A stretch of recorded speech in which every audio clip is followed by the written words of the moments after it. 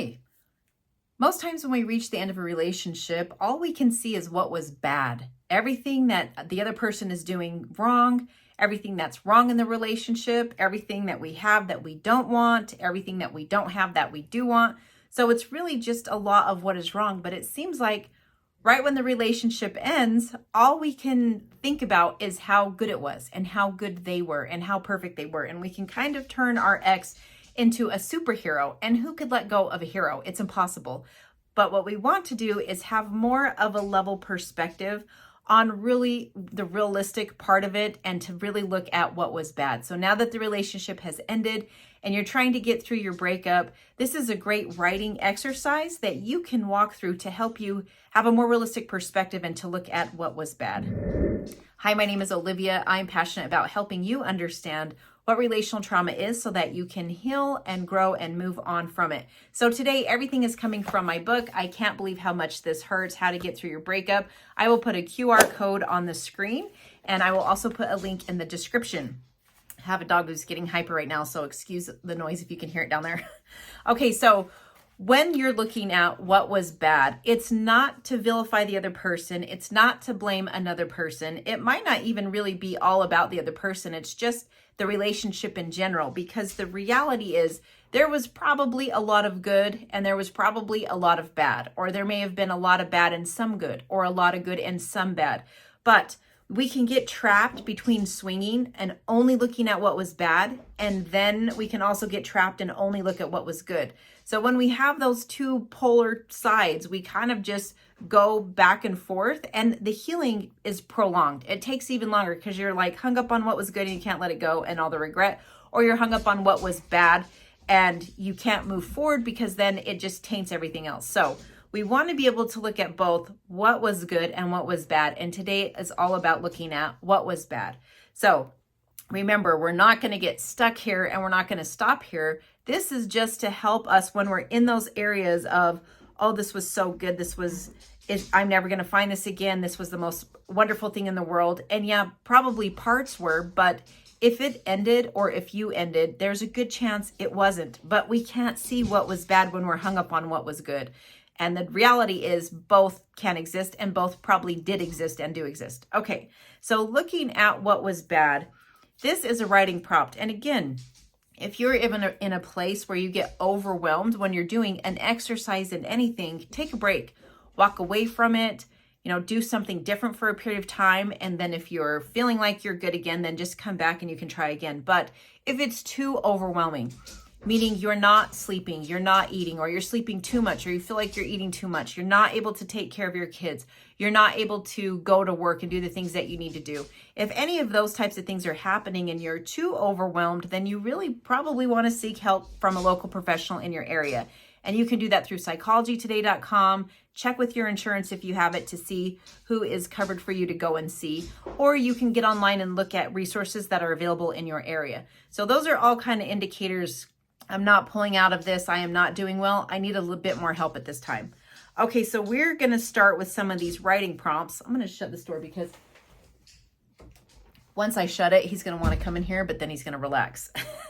So that is my dog Kuma, if you could hear all that craziness. Okay, so this starts on page 12 from I Can't Believe How Much This Hurts. And the first writing prompt is, I'm going to give you a sentence and then you're going to fill in the rest of it. So you can see a complete list of all of these starting on page 12, which is the what was bad portion of the book. So the first one is, I was not heard.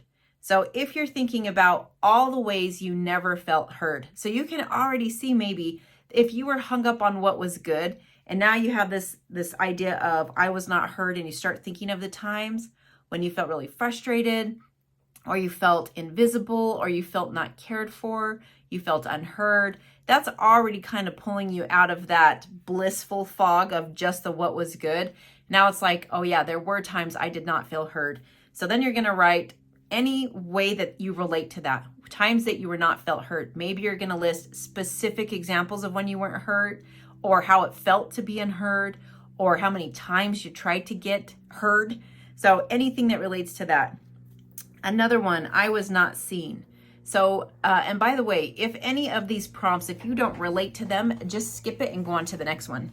I was not seen. So times when you felt you weren't seen, maybe you felt like they didn't see your value. They didn't see the effort you were putting into it. They didn't see, where you came from and how far you had come and things you were doing for them, or anytime you had a concern. Come on, Kuma. Come on. No, he can't get in. Come on. Give me just a second. Let me open this. It's going to hurt his feelings.